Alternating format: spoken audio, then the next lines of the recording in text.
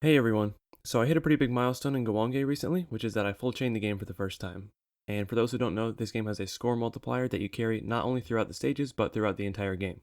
So I thought we'd go back and watch the replay, and I'll give my commentary on it, just because there's not a whole lot of content like that for Guwange on YouTube.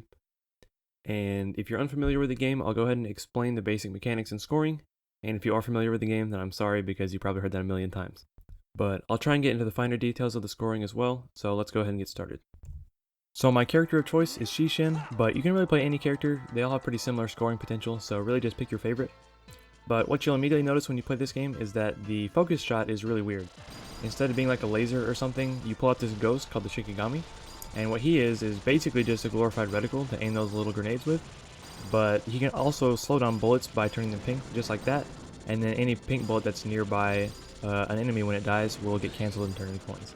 That's a big part of the scoring, is canceling bullets with the Shikigami. You see in the top left corner right there is the skull meter. It's constantly depleting, but killing enemies will fill it up, and also hovering your Shikigami over an enemy will fill it. And that's important because if it ever runs out, then you lose all your coins. You see my coin counter is right below the skull meter right there. And that's bad because all coins, their point value is based off of your current coin count. So you don't want to lose any coins. And the other way to get coins is to kill enemies with your shot while the skull meter is in the top half. You see that's happening right there. They'll leave behind piles of coins on the ground if they're a ground enemy, and if they're an air enemy, they'll drop coins down like that. So sometimes it's better to just shoot the enemy rather than trying to cancel. So the big goal for stage 1 is to get to 1,000 coins. You see the color of my coin counter changed when I hit 1,000. That means I'm in 1,000 mode now. So anytime my shot connects with an enemy, I'll get bonus coins. You see those tiny little coins that are coming out of enemies as I shoot them? Those are 1,000 mode coins. So here's a trick you can do to take advantage of that right here, where I'll catch a bullet from one of these bats and then let my little half shot connect to the boss and get a bunch of 1,000 mode coins while my skull meter is above half. So this is the stage 1 boss. I'm gonna stop shooting for just a little bit to set up a better cancel later, but you can actually milk this boss for kind of a long time, but it's really not that worth it, at least at my level. But basically she's invincible while she's like playing the flute and they're getting information and stuff. So you'll notice that the health bar stops decreasing while that's happening. So that's how you milk, is you just don't shoot unless she's invincible. But right here is I'm about to get that big cancel. And it's going to drop a different type of coin because when a boss changes phases, it automatically turns all the bullets into silver coins. But I'll explain all the different types of coins and their value in just a second. But here I'm going to set up a big regular cancel because when the boss dies, it counts as just a regular enemy death. You'll get gold coins from that instead. So right here I slowed down the bullets to get a big cancel. And now we're moving on to stage 2. I try and get to 2,000 coins-ish before stage 2. I think that's a pretty good benchmark. So now I'll go ahead and explain all the different types of coins and what they're worth point-wise because they're not all created equally. So the most valuable type of coin is going to be those air and ground coins you get from killing enemies with your shot. They're worth your entire multiplier in terms of points, but I should clarify that it's per coin sprite that you pick up, not per coin. So like if I picked up a pile of 5 coins on the ground, instead of being my multiplier 5 times worth of points, it would be you add 5 to the multiplier, then you add the multiplier to the coin counter. So it's a little less valuable than you would think, but still the most valuable type of coin. Next up is the bullet canceling coin. That one is worth I think 10th of your chain count in terms of points. So it's only valuable in like large enemies when there's a lot of bullets you can cancel at once to make up more points than you would get just for shooting them. And then the next type of coin is a 1,000 mode coin, and that's the ones you get from when your shot connects, when you're at more than 1,000 coins, and more than half your skull meter. Those are worth a 100th of your coin counter in terms of score, so they're really not, they don't get you many points at all, but they do increase your actual coin number pretty significantly, so that makes all the other coins more valuable. And then the 5th type of coin is going to be those silver coins I talked about earlier. They're worth also I think a 10th of your chain count in terms of points. It's just that there's less opportunities to get them, so they're kind of just more like a small optimization that you get from the phase transitions between bosses. So there's a couple times where I'll set up a slightly bigger cancel during a boss just to get more silver coins. And then there actually is a 6th type of coin, but you never want to get it. It's the type of coin that you get basically if your skull meter is already at 10 skulls and you're still hovering over an enemy, any like excess time that you spend doing that will be converted into coins. But it's kind of a very slow rate that it happens, and they also don't get you any points. So you basically never want that to happen because you can always be doing something more optimal. So this here is the stage 2 boss, and he's pretty straightforward, except there is a milk you can do on him that's pretty difficult actually. So basically what it is that here in a second he's going to pull out some tentacles out of his side. It's during this attack right here. And then what you want to do is kill those tentacles with your shot, and they will start dropping coins. So the first time he does it, it's just regular, it's super easy to do. But every cycle after that he does this attack, he will start shooting suicide bullets along with coins, and they get faster and faster and faster every time. So I only try and do 2 cycles of him because I'm not quite good enough to do 3. I think most of the good players try and do 3. But after that, you really just get diminishing returns because the bullets are just so fast that you really can't get that many coins actually from the tentacles. You see the suicide bullets right here are starting to come out of those tentacles when I kill them, as well as the coins. So other than that, you can just continue to the next phase here, but if not, then you would quit shooting for a little while to prolong the phase. But this next part, his final attack, which is actually easier than some of his other more random attacks, it will trigger at a certain health threshold. So you want to damage him pretty optimally in order to avoid this kind of like really random barrage that he has. So I think I did it right here. Let's see.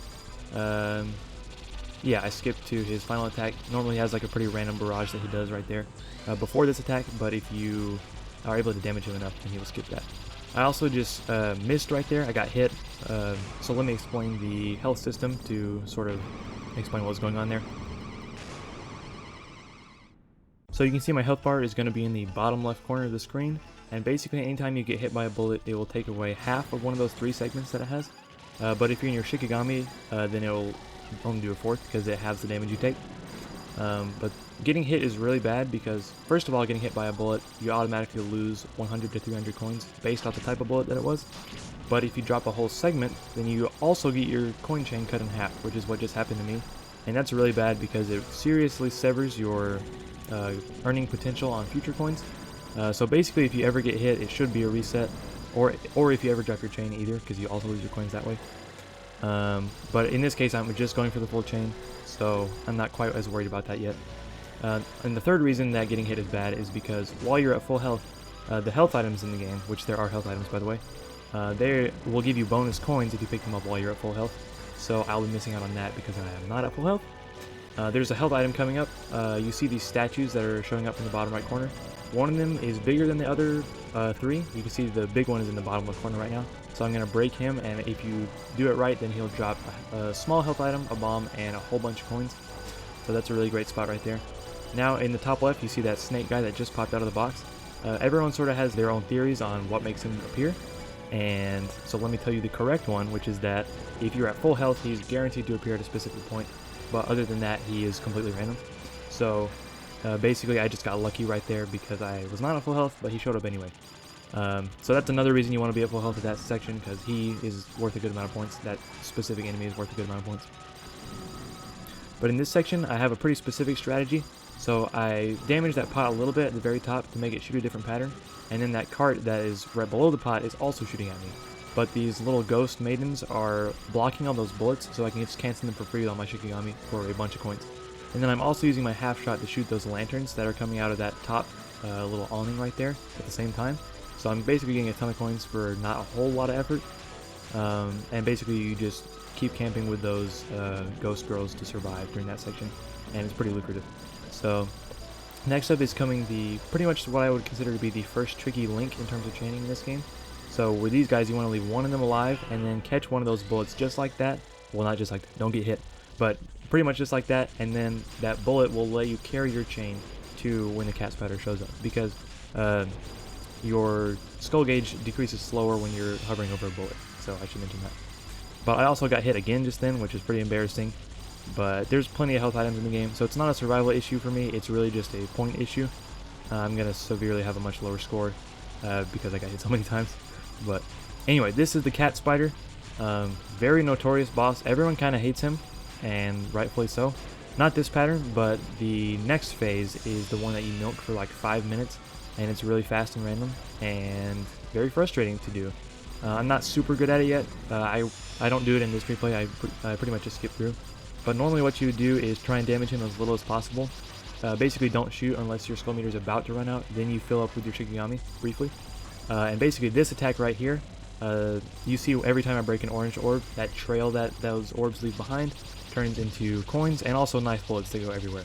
So he's going to loop between these two attacks, and on that attack that produces the coins, you can milk it for more and more coins every cycle.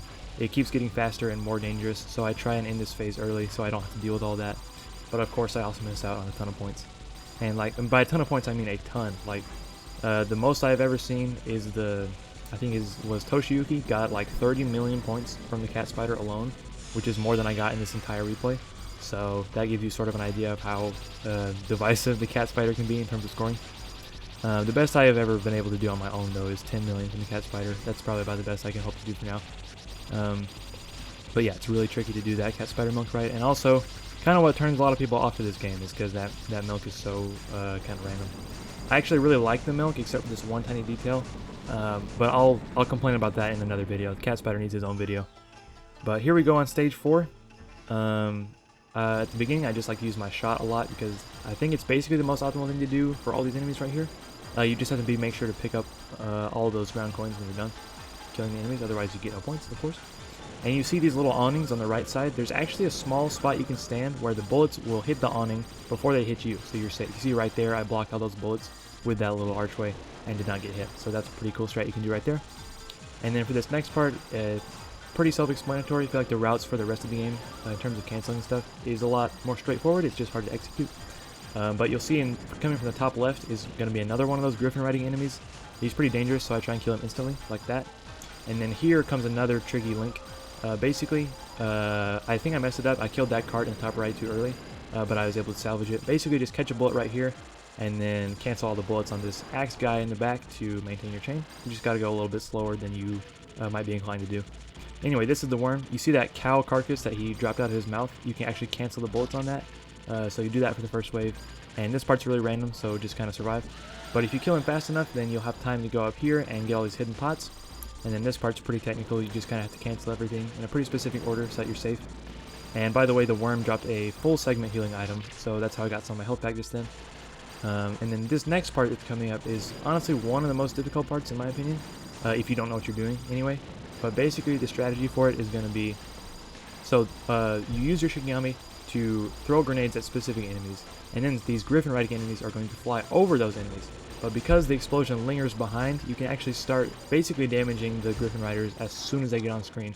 Otherwise they're extremely dangerous, and it's really hard to get rid of them because it's such a narrow space and they have such a wide blast with those sides. So that's how you do that part. Up next is what's probably my least favorite part of the game, just because there's not basically any scoring you can do for the stage 4 boss, and he's a lot easier than like the cat spider, for example. So really just boring boss right here. But I will take this opportunity to explain a pretty important technique you need to know if you want to play this game for score, and that is the Spirit Flux technique. And what that is basically a way to get 1,000 coins during a boss fight for free. And what you do is, you'll notice that right now I'm switching between my shot and Shikigami pretty rapidly. So what that does is that you use your Shikigami to fill up to just barely into that 6th skull. If you watch my skull meter, you can see what's happening there. You use the Shikigami to fill up into that 6th skull, and that will make all of your shots that connect with the boss while you're above 5 skulls produce those 1,000 mode coins, right? So that's a way to get more coins just from kind of, you can do it at any time on any boss, and you basically just are doing it always, especially on this boss because there's not much else to do. But you'll see that if you go back and watch the previous bosses, I was doing it on them too. I just didn't have time to explain. I was going to wait until this boss because I had plenty of time. So there's actually a safe spot right here. If you just stand still, none of the bullets will hit you on this attack, which is pretty funny. I think they patched that out on the blue version though, so sorry blue players, I guess. You actually do have to dodge that attack though. There's not really a whole lot to say, I think, for the rest of this boss. You kind of just dodge the attacks or stand still, But yep, just do the Spirit Flux technique and get extra coins that way. And this attack, it's actually easier if you do the Spirit Flux on this one because the extra coin sprites contribute to the slowdown. So it's a little bit easier than it looks. But really the difficulty of this attack is not letting it psych you out, Like, because it's so boring, it kind of gets me mentally unfocused, and then I get hit by something random. But so that's the real tactic of this boss. Alright, so next up is stage 5, which I think is my favorite stage. I don't know, stage 6 is pretty great, but I like this one because it looks pretty cool and it's also not quite that difficult. You're invincible right there at the beginning, so you can be pretty aggressive. But right here you want to just cancel on all these cards in such a way that you don't let any bullets get past. I messed up and some of them got past, but I was able to survive, so it's okay. But there is a way to do it to be completely safe just by canceling. From the top middle right here, you're going to see a card that comes out from a door right there. If you kill it and the card after it fast enough, you can get a third bonus card to show up, so definitely do that for points. I should have shot those guys in the middle right there before I did that, because I just made it way harder for myself for no reason. I just went out right there, that was a mistake. And the other mistake I was making right here is that you see all those piles of coins I'm just leaving behind as I'm going. Obviously, if you kill an enemy and you don't pick up their coins, then you did not get any coins from that enemy. So I need to be more diligent about picking up every single coin that I leave behind. So this next section is a little unique. It has these dancer enemies that are going to walk past, and when you kill them for the first time, they'll just lay there on the ground, and they'll just keep getting back up and back up and back up until you actually physically step on them to kill them for good. So you see those ones are about to get back up and start shooting again, but you have to step on them all. It's kind of nice though, because you can step on them to extend your chain. So like right here, I'm going to kill them kind of slowly, and then step on them in kind of like a staggered way to make sure I don't drop my chain right there, because that's a really easy spot to drop your chain also. So this next section, there's going to be a half segment heal that shows up in this cart from the top right here. And then the segment after that is pretty notorious also for beginners. Most people just bomb through it. But I have a pretty, or most beginners bomb through it, I should say. But I have a pretty specific route through this section. It's just one of those parts that you got to route out pretty heavily and then just practice that route a ton. But I have a pretty optimal route, I think. Definitely for survival, maybe not quite as optimal for coins, but I think it's pretty good about that as well. Also, there's that bomb item in the top left, and I should mention that if you ever pick up a bomb while you're at full bombs, which is 5, then you get 3,000 coins for free, and I think like 10,000 points or something, maybe. But that's a really good source of coins as well, is picking up more bombs while you're at the maximum. So this is the stage 5 boss. There's actually 2 bosses in stage 5. But he is really fast and random, but there's also not a whole lot of scoring to be done for him, so kind of just survive. It's tricky because you have to maintain your chain by hovering the Shikigami over him during the fight, so you have to be careful not to actually make it harder for yourself by slowing down bullets in a bad way. You can definitely help yourself by slowing down bullets at times though, so make sure you take advantage of that mechanic as well.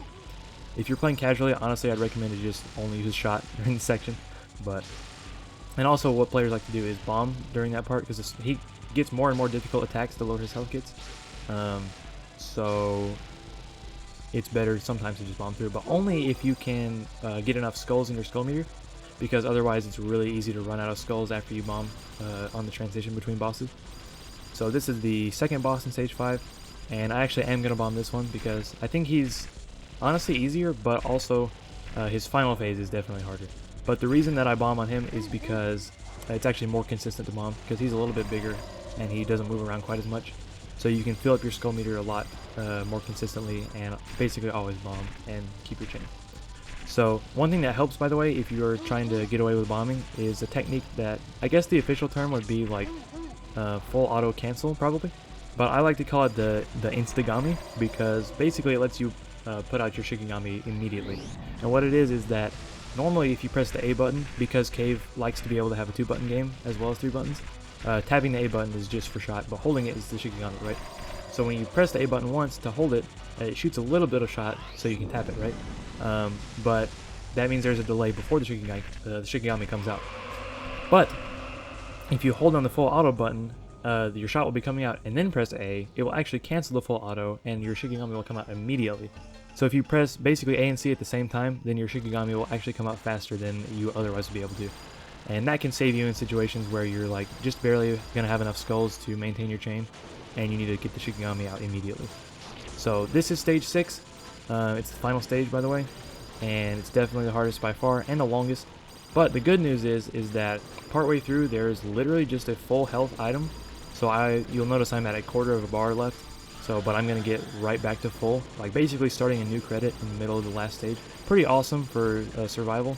Kind of sad for me though, because I'm playing for points. I will maybe be missing a lot of coins from those health items. Ideally you would no miss up to this point, so you can get a ton of coins from that health item. But the most important part for this opening section is to really not get behind, because those pots will decimate you if you're behind. So really, you just got to get there in time to cancel them. That part's also really easy to drop your chain, so just Shikigami those goblins.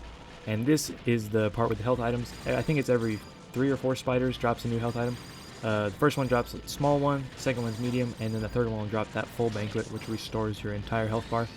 And also you can avoid all the goblins in that part just by hugging that top fence, and they don't go up that high, so you can just avoid them. So that's another easy spot to drop your chain. So just catch one of those bullets from those spiders, so you don't drop your chain before the little cat spiders show up. Now this next part with the pots, I just have a pretty specific way that I like to shoot them all, and you have to kind of be careful not to do it too quickly, otherwise you'll drop your chain later. So I just have a precise way of killing them that I try and do every time, and it works out. So, but you really just have to be careful about not spending too long in each individual pot, because there will be enough explosions on their way to kill a pot, so you don't have to hover over them until they die. You can leave them before they die and they will still die. Anyway, these next 4 sections are like my favorite parts of the whole game. They're just so good. Right here you cancel those bats that come from the right on the boat to cancel the boat, and then you can use the boat cancel to get onto the right where those hidden pots were. I didn't get that many this run though, but it's okay. Still pretty much on route. And then this next section with the whale, you have to do this technique that I like to call bullet smearing, which is when basically, because the explosions from your grenades are delayed, they can be killing enemies while you're Shikigami somewhere else. So basically you can use enemies to smear your Shikigami away to where bullets are elsewhere and cancel those from like a distance, even though there's not an enemy directly underneath those bullets that are being canceled. That's kind of confusing. A lot of these techniques are going to need like their own explanation video, which I'll more than willing to make in the future. So that part was the wagon section, and most people bombed through it, but I stole a pretty good strategy from some of the top players to go for some extra health items right there, because every wagon has an extra health item inside of it. I have a specific route. It usually gets me a maximum of 4 health items from the cart, but I only got 2 this time, I think. But this part is the Smash TV section, is somewhat some people call it, or just the goblins, or whatever you want to call it. And basically, it's pretty much one of the most lucrative sections in the game in terms of points, because these goblins leave behind so many of those ground coins, and it's right at the end of the game, so you should have plenty of coins in your multiplier to make those coins valuable. I think the top players get 10 to 15 million from this section, but you have to make sure you actually pick up all your coins, otherwise obviously they do not add to your score. So that's the tricky part, is killing the goblins and then also picking up coins. Another important thing to note about this section is that at first, if you're at full health, then the goblins will actually shoot 2 suicide waves per goblin to make it more difficult, because there's actually a health item coming up and they really don't want you to have it. So, but they will chill out if you take damage, and they'll start only shooting 1 wave that's much slower. So it's extra hard to not take damage during that section, and unfortunately I did not do it this run. But basically that health item I'm talking about is in the bush on the right. Those 2 burning bushes both have items in them. The right one has a health item and the left one has a bomb. So you want to be careful to, first of all, you cannot bomb the bushes, otherwise they don't drop their health item, and that is true for all enemies that drop health items in this game. If you kill them with a bomb, they do not drop it, so do not bomb those enemies. But I'll get some extra bombs and lives from that, and basically this section, you're just going to cancel all these bullets on these little orb things that fly out. So after this is 2 more final bosses. This game has a huge final boss rush at the end. It's quite fun and pretty difficult. This part is a little bit boring because you kind of just have to keep canceling for longer. It's kind of like a mental endurance part, because if you freak out and it gets out of control, then it's definitely a little bit hard to recover. But here's on to the last phase of this boss. This part's tricky. What you want to really be doing is doing the Spirit Flux during this part, but it's kind of hard to kill all the orbs that fly out and do the Spirit Flux. I'm still working on that. I haven't quite got that down yet. So I just have a bit of a safer strategy to do that, and it doesn't lose too many coins. But next up is the baby boss. Basically what we're going to do here is park the Shikigami so it's on top of him but not blocking any of the bullets that are going to come out, because that will make the pattern way harder if you slow down bullets at the top. See, I kind of made it hard for myself just then, but I was able to make it through. In this next section, he'll track to your horizontal movement, and what we want to do, you'll see in a second, we want to move him over to the right side of the screen, because that will give us a lot of space on the left side to dodge the next pattern. So after a couple of waves, he'll start to crawl down under the screen, and that's why we moved him over to the right so much so we have space to avoid, because he's going to start shooting bullets all random directions. Or they're not random, they are fixed, but a bunch of different directions, I should say. And you can kind of just make your way around, slow down those bullets so they don't hit you. I think I sort of went off route a little bit there, but I was able to make it work. And then pretty much for the rest of the game is just going to be not really special strategies, but kind of just hard patterns you have to dodge, right? So this pattern is just one of those patterns, but you can get a pretty big cancel right there if you do it right. Most people actually cancel on the attack after that because it's a little more lucrative, but I killed him too quickly. That pattern, it's not as bad as it looks, but I was just not in the zone to be able to dodge it. I was really nervous at this point, so I did not dodge it. And you can tell I'm nervous because I just got hit by standing in the wrong spot in that attack. But because I bombed, I don't have to worry about pretty much any of those attacks anymore. So that's nice. Okay, here is the final boss.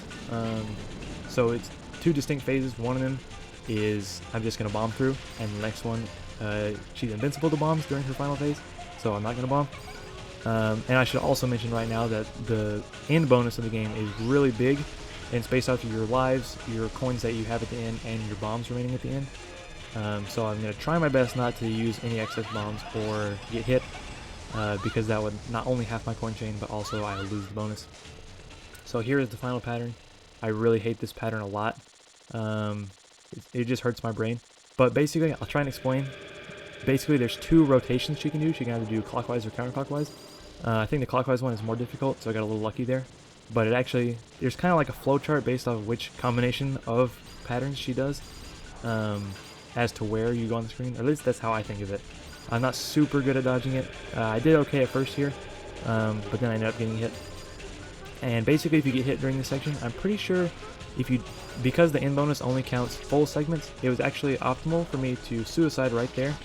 But I ended up taking slightly too much damage, and you'll see in a second. It's easier to see in just a second that I'm actually not at full health right there, just barely below one segment, so it did not matter that I suicided. But there we go. So you'll see I ended with 20 million right there, but it doesn't actually show your final score until the end screen, so because that's after it adds the end bonus. So let me see if I can remember the end bonus off the top of my head.